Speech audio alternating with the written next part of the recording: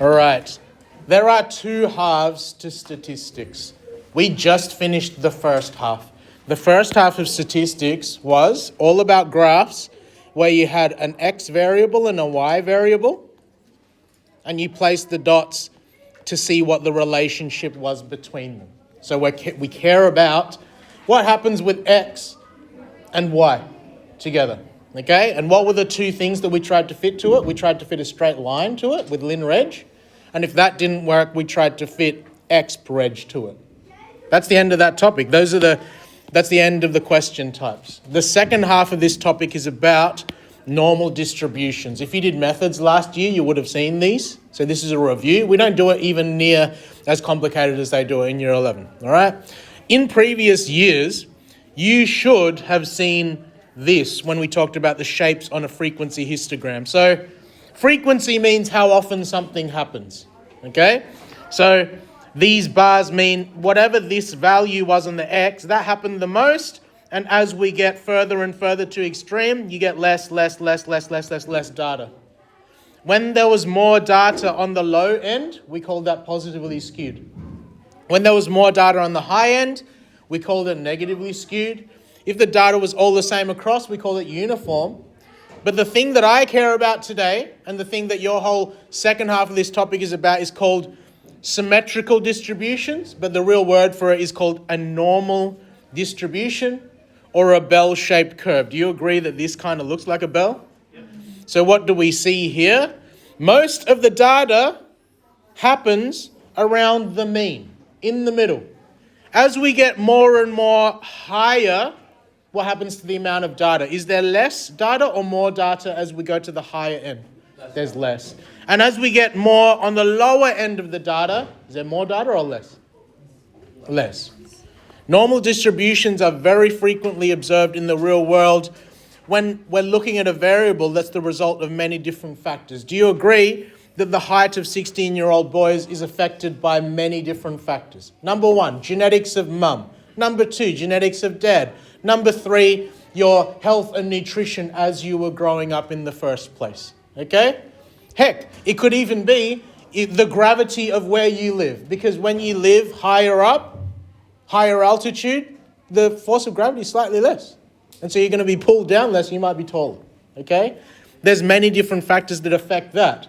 So if I was to measure the heights of all 16-year-old boys at this school, do you agree there'd be many of them that are of average height? And as we get taller and taller, would there be less and less? And as we get shorter and shorter, the short kings over this side, there would be less and less. Do you agree if I measured the mass of apples from a tree? There would be a lot of average-sized apples, but there'd be less and less extremely heavy ones and extremely light ones. Okay? This is why we studied this in the second half, because this is a commonly encountered distribution in real life. Okay? Now this. Kids used to have to draw this, so you're lucky that I just printed it out. Mathematically, all we care about to draw a normal distribution is two things. The mean, because the mean is in the middle. That tells me where to place this. The mean is going to be in the center.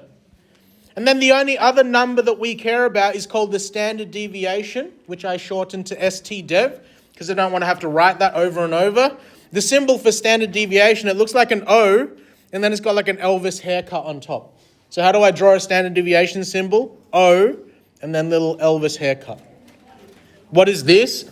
That symbol is called mu in Greek. It looks like a U, and then it's got a mullet on the back.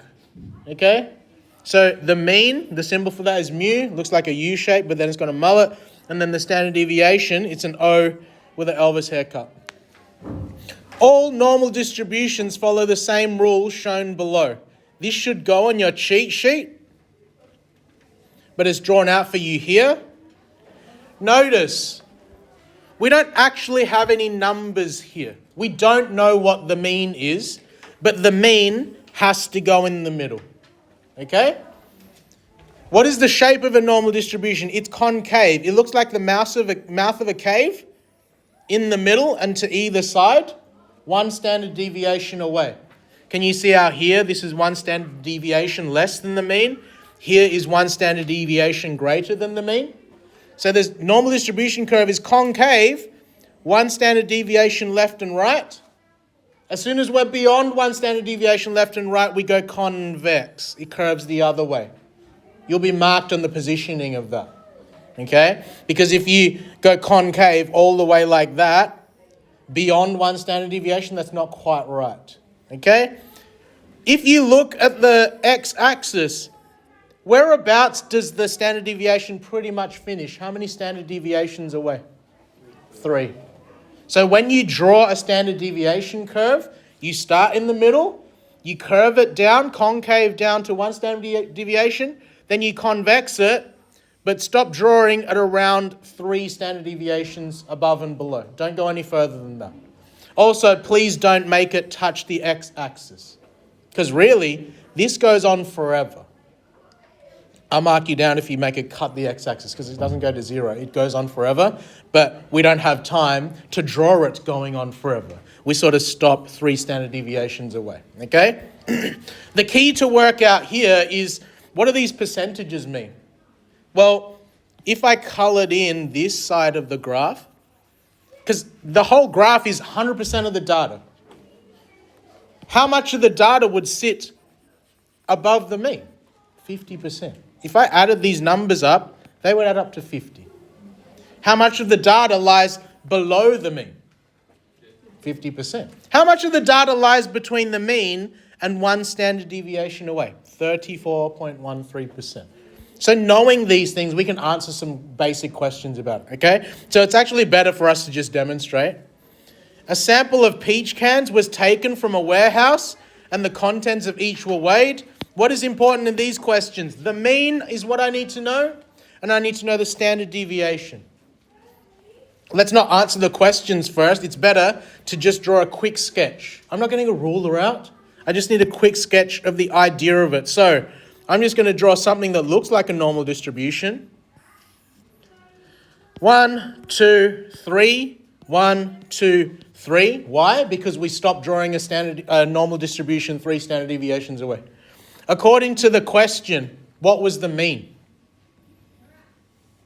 The mean grams of peach can, yeah? 486. 486. So I put 486 grams in the middle. I'm going to draw a quick curve there. This is just a sketch. It's not to answer the question. If the standard deviations are 6 grams, what would this be? What would that be labeled? 492. Can you see how he did that? He added 6 to it. What would this standard deviation be? That's 2, yes? 498. 498 grams. And what would the third standard deviation above be? 504 grams. Let's go back the other way. Now we're not adding, we're going to be taking. So what would the next one here be? 480 grams.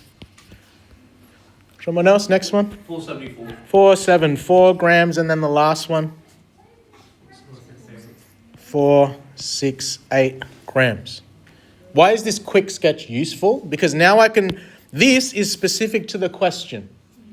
This is not, because this doesn't have numbers on the bottom. But I can use this graph that's on your cheat sheet or your little notes, and I can cross-reference it with my numbers here to answer the question. What percentage of cans are between 480 and 486? 480 and 486 is this area here. That's A. And according to my standard normal distribution, what percentage is that? 34.13%. So therefore, 34.13% of cans are between 480 grams and 486 grams. B, what percentage of cans are more than 492? So here, I'm going to colour in 492 to all the way to infinity, basically. That's B. So now I look at my standard normal distribution. 13.59, 2.15, 2.15, and 0.13. I need to add those together. Why? Because I'm not colouring just one section, I'm colouring in 3. So it was Therefore, 13.59 plus 2.15 plus 0.13 equals 13.59 plus 2.15 plus 0.13, not dollars, 15.87% are more than 492 grams. That's how you basically answer the starting questions in normal distribution. I'll stop the video there because the next half of this lesson is about a slightly different thing. It's enough for a second video. So can you get that down from the example?